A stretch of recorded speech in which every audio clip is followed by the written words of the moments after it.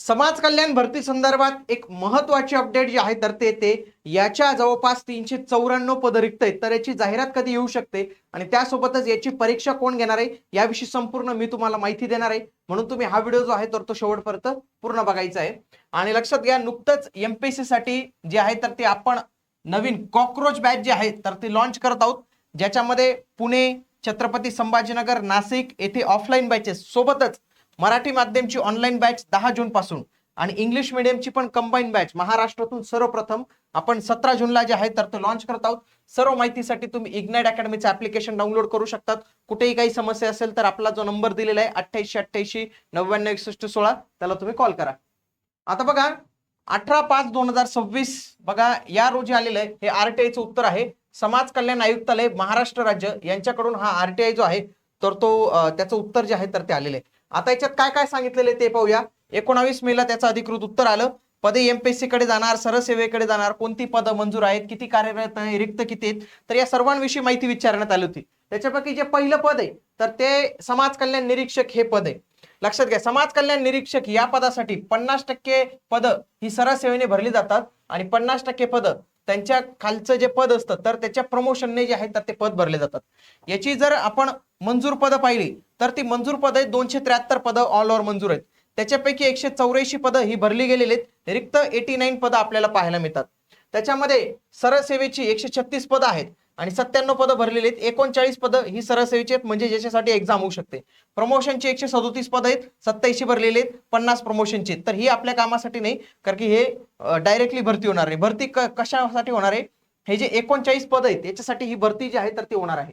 गृहपाल हे पद जर पाहिलं तर याचे 552 पदं मंजूर आहेत. त्याच्यापैकी 392 पदं जी आहेत तर ती सरसेवेने म्हणजे एक्झामद्वारे भरली जाणार आहेत आणि पदोन्नतीची पदं 130 आपल्याला पाहायला मिळतात. भरलेली पदांमध्ये 217 पदं भरलेली आहेत, 305 पदं रिक्त आहेत.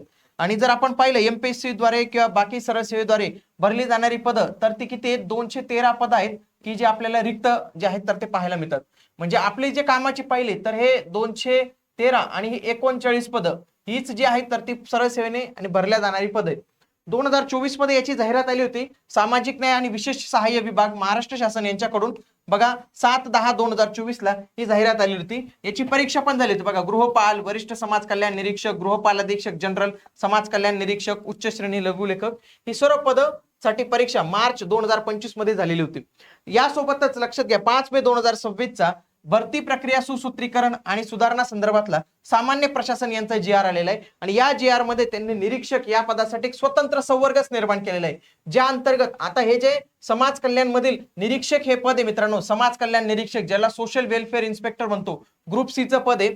आता या पदासाठी फक्त पदवी लागणार आहे. म्हणजे पदवी आधी पण पदवीच होती, पण आता त्यांनी प्रॉपर रिक्रुटमेंट रूल्स दिलेले आहेत की पदवी लागणार आहे आणि हे पद आता एमपीएससी कडे गेलेले आहे. कोणाकडे गेलेले आहे, एमपीएससी मार्फत या पदाची भरती जी आहे तर ते केली जाणार आहे, कारण की एमपीएससीच्या जी आर मध्ये दिसतं. सोबतच वरिष्ठ समाज कल्याण निरीक्षक, सिनियर सोशल वेलफेअर इन्स्पेक्टर हे पण पद आपल्याला बघा सामाजिक न्याय विभाग मार्फत म्हणजे समाज कल्याणचं सामाजिक न्याय विभागामार्फत आपल्याला हे जे समाज कल्याण निरीक्षक हे जे पद आहे तर ते एमपीएससी कडे गेलेलं दिसतं.